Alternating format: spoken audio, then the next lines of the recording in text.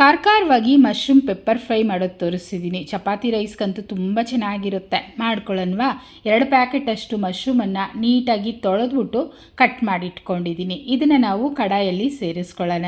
ನೀರು ಮತ್ತು ಎಣ್ಣೆ ಎರಡೂ ಹಾಕೋದು ಬೇಡ, ಏಕೆಂದರೆ ಈ ಮಶ್ರೂಮಲ್ಲೇ ನೀರು ಬಿಟ್ಕೊಳ್ಳುತ್ತೆ. ಸ್ವಲ್ಪ ಮಾತ್ರ ಉಪ್ಪನ್ನು ಸೇರಿಸಿ ಮಿಕ್ಸ್ ಮಾಡಿ ಲಿಡ್ ಕ್ಲೋಸ್ ಮಾಡಿ ಸ್ಟೌವನ್ನು ಸಿಮ್ಮಲ್ಲಿಟ್ಟು 10 ನಿಮಿಷ ಬೇಯಿಸ್ಕೊಳ್ಳೋಣ. 10 ನಿಮಿಷ ಆದ ನಂತರ ನೋಡಿ ತೋರಿಸ್ತಿದ್ದೀನಿ, ಮೆತ್ತಗೆ ಬೆಂದೋಗಿದೆ ಅಲ್ವಾ. ಈಗ ಈ ಕಡಾಯನ್ನು ಪಕ್ಕದಲ್ಲಿಟ್ಟು ಮತ್ತೊಂದು ಕಡಾಯಿ ಬಿಸಿ ಮಾಡಿ 3 ಸ್ಪೂನಷ್ಟು ಎಣ್ಣೆ ಸೇರಿಸ್ಕೊಳ್ತಿದ್ದೀನಿ. ಸಾಸಿವೆ, ಜೀರಿಗೆ, ಸೋಂಪು, ಚಕ್ಕೆ ಲವಂಗ, ಕಸೂರಿ ಮೇಥಿ ಮತ್ತು ಕರಿಬೇವು, 1 ಗಡ್ಡೆ ಬೆಳ್ಳುಳ್ಳಿನ ಸಣ್ಣಗೆ ಕಟ್ ಮಾಡಿ ಹಾಕ್ಕೊಳ್ಳಿ. ಬೆಳ್ಳುಳ್ಳಿ ಕ್ರಿಸ್ಪಿ ಆಗಬೇಕು, ಆ ರೀತಿ ಚೆನ್ನಾಗಿ ಫ್ರೈ ಮಾಡ್ಕೊಳ್ಳಿ. ಮಶ್ರೂಮ್ ಪೆಪ್ಪರ್ ಫ್ರೈಯಲ್ಲಿ ಬೆಳ್ಳುಳ್ಳಿ ತಿನ್ನೋಕ್ಕೆ ಚೆನ್ನಾಗಿರುತ್ತೆ.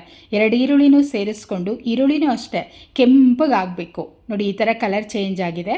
2 ಟೊಮೊಟೊ ಮತ್ತು ಬೇಯಿಸಿಟ್ಟಿರೋಂಥ ಮಶ್ರೂಮನ್ನು ಹಾಕ್ಕೊಳ್ತಾ ಇದ್ದೀನಿ. ಹಾಕಿ ಚೆನ್ನಾಗಿ ಮಿಕ್ಸ್ ಮಾಡ್ಕೊಳ್ಳೋಣ.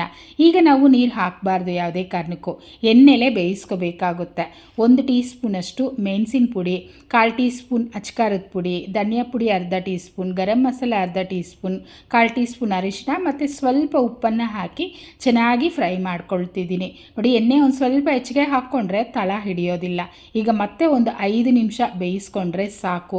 ಸೂಪರಾಗಿ ಮಶ್ರೂಮ್ ಪೆಪ್ಪರ್ ಫ್ರೈ ರೆಡಿ ಆಗೋಯ್ತು. ಎಣ್ಣೆ ಎಲ್ಲ ಸೈಡಲ್ಲಿ ಬಿಟ್ಕೊಂಡಿದೆ ಅಲ್ವಾ.